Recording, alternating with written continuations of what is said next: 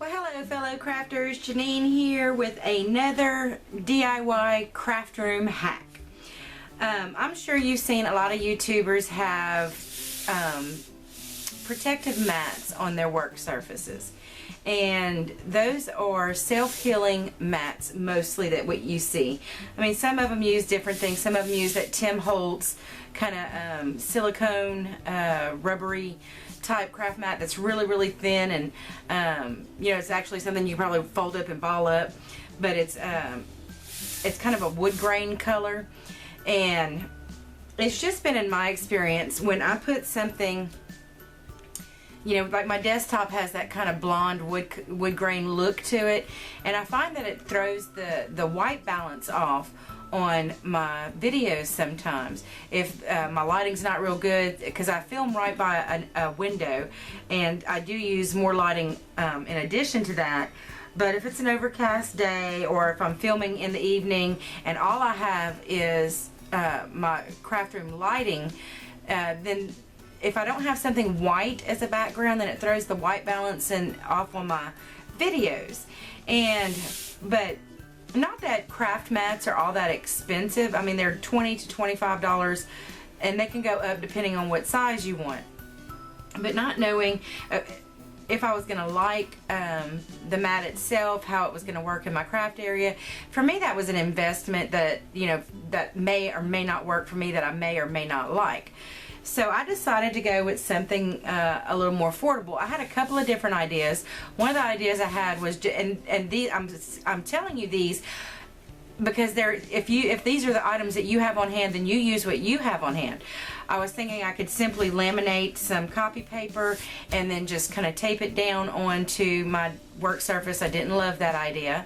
I was thinking I could use, I could laminate freezer paper, white freezer paper, and again kind of tape it down on my surface. And that was, I was leaning towards that, but my husband and I were in the dollar store and I saw the poster board, and this is the kind that is the thick foamy kind of project boards, and it was $1.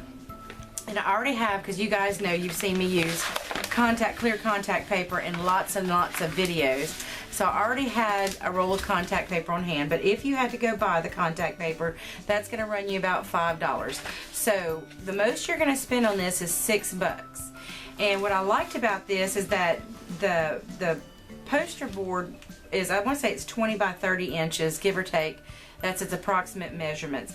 Is going to give me plenty of a large enough space for working on, because I normally have my videos zoomed in a little bit more than this.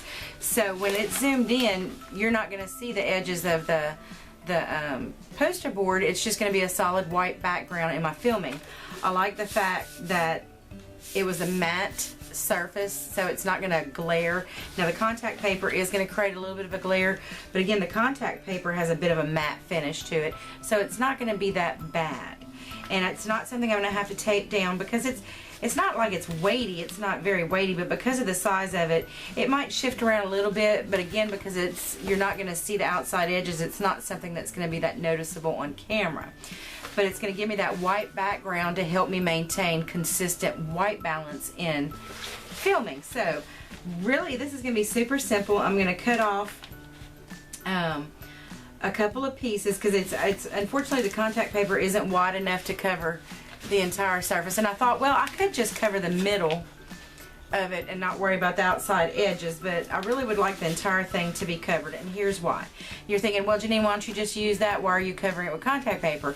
Well, that's a very good question, because what I would like, and what's convenient about having a craft mat, is that you can get ink on it, you can get other, you know, paints on it and whatnot, and wipe it clean. And whereas this poster board, this foam core poster board, is going to absorb whatever and stain, and so I won't have that pristine white background if I don't protect it with something. So that is really and truly, that's all this craft hack is just covering some foam core poster board or project board with contact paper to create a nice, and if you're not a YouTuber, that's cool. You could still do this and have a really nice surface for crafting on. And the other thing I liked about it is that foam core will give me a little bit of cushion with stamping also. So multiple purposes here for this particular hack. And I'm excited about it. I'm excited to see how it works out for me craft wise, and I'm super excited that really and truly, when you consider the small amount of contact paper that I'm going to use on this hack or this project, and it was only $1. I mean, it's probably, with the amount of contact paper I'm using, I'm probably not using more than $1 or $1.50 worth, $1.50 worth of contact paper. So I'm going to turn this over because I do want to have about an inch and a half go around to the back to adhere it really good. So yeah, this is honestly in total cost probably only going to cost me a couple of bucks. And you can't beat that. A craft mat, a white clean craft mat for $1.50 to $2 is really good. So now I'm just trying to get this started on the back side, and I'm going to roll it around to the front side.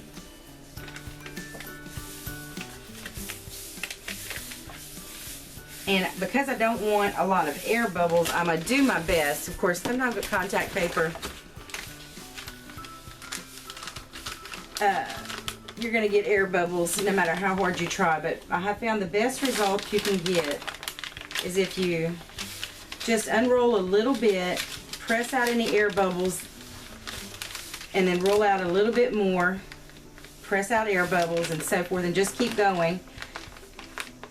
When you're covering a large surface like this, that's the best way to go about it.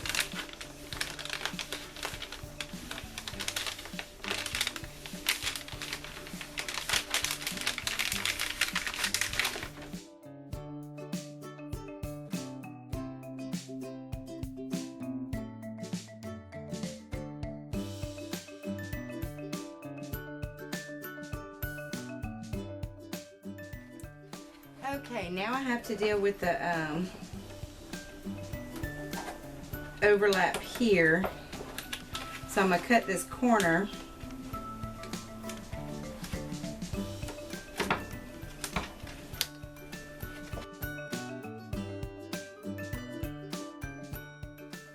And then just bring this bit up and over.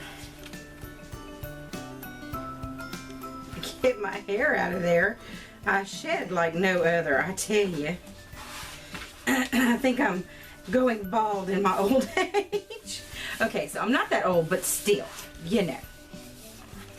Alright, so I've got one side done, and you can see it only left me with a little bit on this side that needs to be covered, so I'm not entirely sure how I want to handle that yet.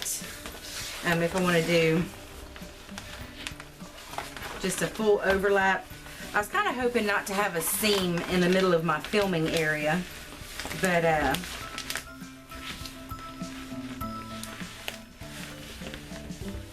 yeah, I think I'm just gonna cut off just a little bit of an overlap and just do this top portion like this. I think is what I'm gonna do. So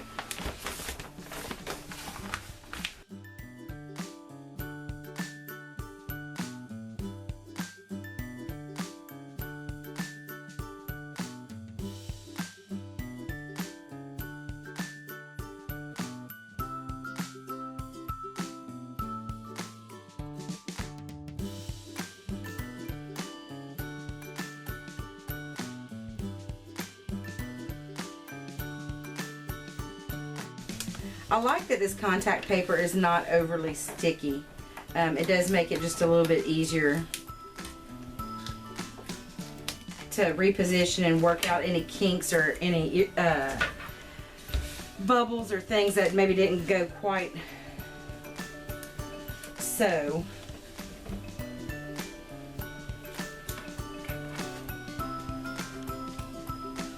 I'm sorry, that was a little bit off camera, but I was just trimming off the a little notch in the corner so that it would, the tape would fold over.